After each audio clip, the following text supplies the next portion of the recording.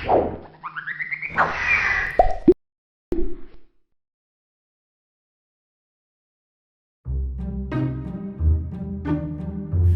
saya mah cita-cita dulu jadi ini pengusaha. Pengen menjadi aparatur negara, Pak. Pengen jadi orang sukses, pengen jadi guru, pengen jadi dokter. Saya jadi tentara. Yang pertama cita-cita aku dari semenjak kecil jadi polisi. Ya dulu kan saya udah pengennya pengusaha yang sukses kayak Terutama di sektor TNI atau Polri. Itu tuh kayak perjuangannya besar gitu, dari awal, dari kecil, guru. ya yang gampang mas rosok lah, pengepul rosok. Jadi pengusaha banyak. Luar biasa tadi, cita-citanya luar biasa tadi. Dia pengen jadi pengusaha rosok. Ini yang sesuatu yang apa ya, tidak dalam pikiran banyak orang ini. Cita-citanya jadi pengusaha rosok. Ini mulia juga, punya manfaat besar kepada lingkungan, manfaat besar kepada masyarakat ya. Masalah utama saat ini adalah masalah sampah begitu, luar biasa. Next. Duit, bisa mempekerjakan banyak orang gitu. Nomor 2 setelah orang tua. Ini juga mulia, memperkerjakan banyak orang, punya banyak duit, berbagi dengan yang lainnya. Masya Allah. Dari awal tadi cita-citanya luar biasa semuanya. Belum. Sebetulnya sih belum puas, Pak. Enggak lah, belum. Belum. Belum. Lumayan puas, tapi belum sepenuhnya puas. Alhamdulillah, lumayan puas. Sesuai apa yang saya inginkan, ternyata saya tidak mampu untuk memenuhinya. Ya, nggak apa-apa, nggak masalah gitu ya. Setiap manusia yang penting punya cita-cita, punya harapan-harapan. Nah, harapan kalau kita punya cita-cita ya harus tinggi langit. Kalaupun nggak nyampe, ya jangan berkecil hati, nggak masalah. Satu ketika ada satu kisah nih, istrinya Imron itu menginginkan anaknya itu adalah anak yang laki-laki begitu ya, karena nanti mau diwakafkan di Baitul Maqdis. Ternyata yang lahir perempuan. Yang satu masalah, dia tetap bersyukur. Akhirnya baru satu keturunan lahir seorang laki-laki yang mulia, namanya Isa alaihissalam. Alhamdulillah ini saya anggap nyaman lah. Untuk sementara ini nyaman, Pak. Ya nyaman, ya enggak, gimana ya? Ya gitu. Ada nyamannya, ada enggaknya sih. Ada nyamannya, ada enggaknya. Alhamdulillah nyaman.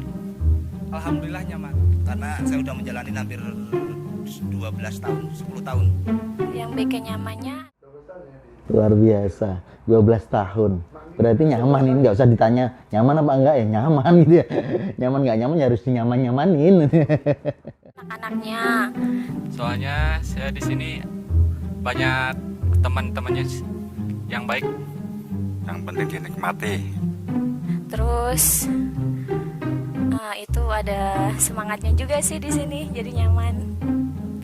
Ya nggak nyamannya karena jauh dari orang tua, ya nyamannya ya lingkungannya nyaman, bikin nyaman. Nggak bikin nyaman sih nyinyiran temen, itu nggak bikin nyaman.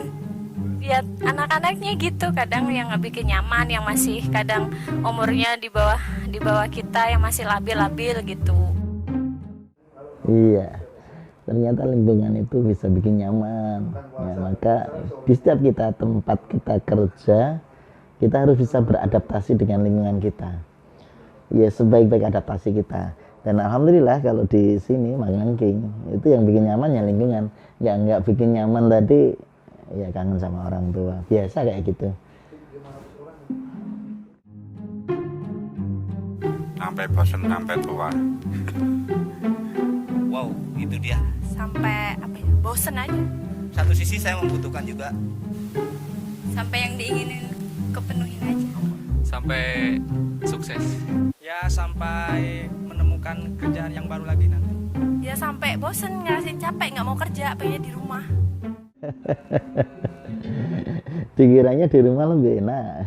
Bekerja itu memang susah, tapi lebih susah kalau kita tidak bekerja begitu ya. Bekerja itu susah, kembali lagi, tapi lebih susah kalau kita tidak.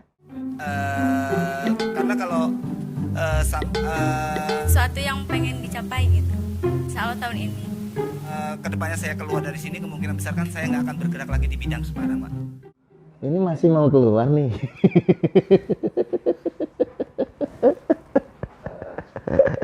Mudah-mudahan kalau tidak di sini lebih sukses ya Pak ya. Karena mungkin saya akan terjun di bidang yang lainnya.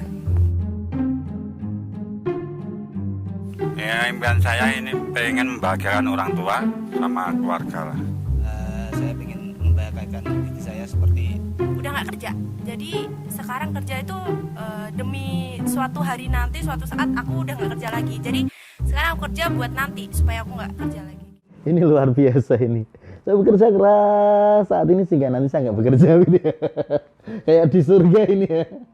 Luar biasa. Tapi apa bisa ya kayak gitu ya? Mudah-mudahan bisa.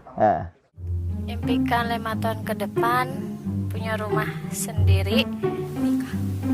Udah nikah, udah punya rumah sendiri, udah ngebahagiain orang tua.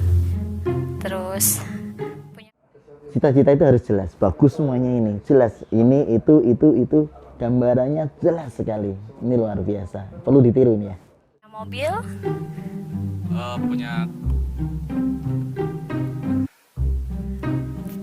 punya suami, dan anaknya banyak. Seneng aku dengan ungkapan ini. Banyak anak, banyak rezeki.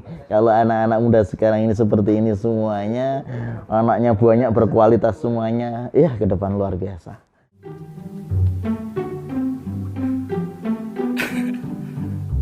Pertama pengennya jadi pengusaha yang sukses, yang mandiri.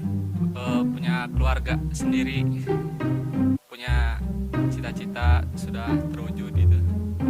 Ya bisa mencukupi kebutuhan sendiri sama mencukupi kebutuhan keluarga. Keinginanku ya jadi orang sukses 5 tahun ke depan ya. Jadi orang sukses. Tuh. apa ya? Apa ya? Kayak kendaraan, mungkin kan ada suatu impian yang memang semua orang pasti mencita-citakan itu semua, Pak. Ya terbentuk materi atau apalah. Punya perusahaan sendiri, punya usaha sendiri, punya banyak karyawan, bisa mensejahterakan semua orang. Iya. Luar biasa ya.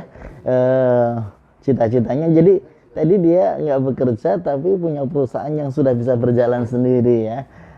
Passive income gitu ya mungkin. Tapi ya tentunya tetap bekerja, memikirkan kesejahteraan karyawan itu luar biasa. Jadi kalau seluruh karyawan bisa sejahtera, kebahagiaan tersendiri. Ini surganya dunia. Bahagiakan keluarga, ya gitulah, hidup bahagia, tenang, damai, gitu. Jadi kalau kita punya cita-cita itu memang harus jelas cita-citanya.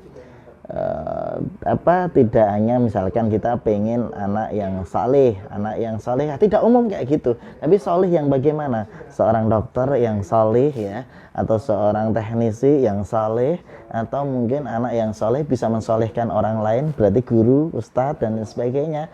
Cita-cita itu harus jelas. Jadi impian iman kita harus jelas. Selain jelas, kemudian sering kita ungkapkan terus itu. Fal yuksir fa inna ma yasaluhu rabbah. Karena itu adalah doa kepada Tuhannya. Karena itu termasuk bentuk dari ikhtiar jiwa, ikhtiar pikiran, dan juga mungkin akan terwujud dalam ikhtiar zahir kita.